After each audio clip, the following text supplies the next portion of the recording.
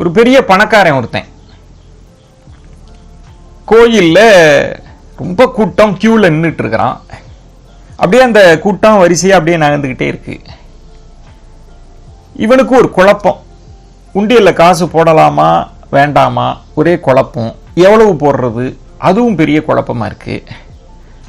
அப்படியே பாக்கெட்டுக்குள்ள கையை விட்டுட்டு அப்படியே பார்க்குறான். அப்புறம் ஒரு 20 ரூபா நோட்டு இருக்கு.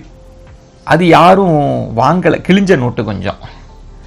இவன் என்ன நினைக்கிறான், சரி யாரும் வாங்கலை, இப்போ ஆண்டவன் என்ன கிழிஞ்ச நோட்டுன்னு நான் பார்க்க போறாப்ல, இதை போட்டுடலாம் அப்படின்னு ஒரு யோசனை.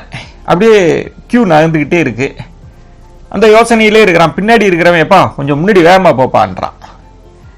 சரி முன்னாடி போய் அந்த உண்டியல்ல அந்த 20 ரூபாயை போடலான்னு போறப்ப அந்த கியூல நின்று ஒரு 4வது ரோல நின்ன ஒருத்தன் தள்ளி நின்னவன் சார் சார்னு கத்தி ஒரு 500 ரூபாயை கொடுக்குறான். சரி அதையும் வாங்கி அதையும் போட சொல்றான்ட்டு இந்த 20 ரூபாயும் போட்டு அந்த 500 ரூபாயும் போட்டான். போட்டுட்டு அப்படியே மெல்ல போய் சாமியெல்லாம் கும்பிட்டுட்டு துண்ணூறுலாம் வாங்கி பூசிட்டு வெளியில வரான். வெளியில வரப்ப இந்த கோயில் பிரகாரத்துக்கு வரப்ப இந்த 500 ரூபா கொடுத்தான் பாருங்க, அந்த ஆள் வந்துட்டான்.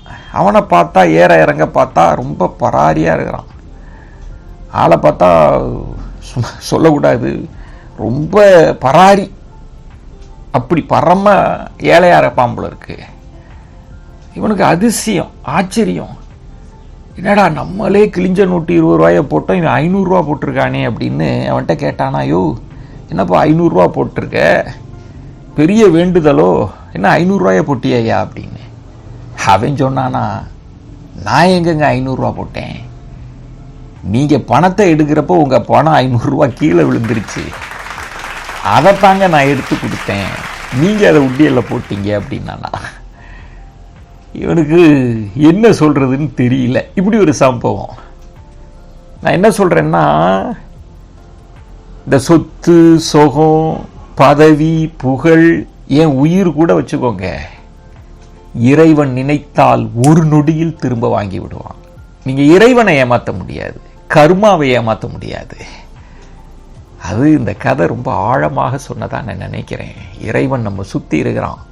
நான் திரும்பவும் சொல்வேன், அகங்காரத்தில் ஆணவத்தில் ஆடக்கூடியவர்களுக்கு சொல்வேன், ஒரு நொடியில் உங்கள் வாழ்க்கையை புரட்டி போடக்கூடிய ஒரு வல்லமை இறைவனுக்கோ அல்லது இயற்கைக்கோ இருக்கு அப்படின்னு நம்பினாதான் நீங்க தடம் மாறாமல் வாழ்க்கையை வாழ முடியும்.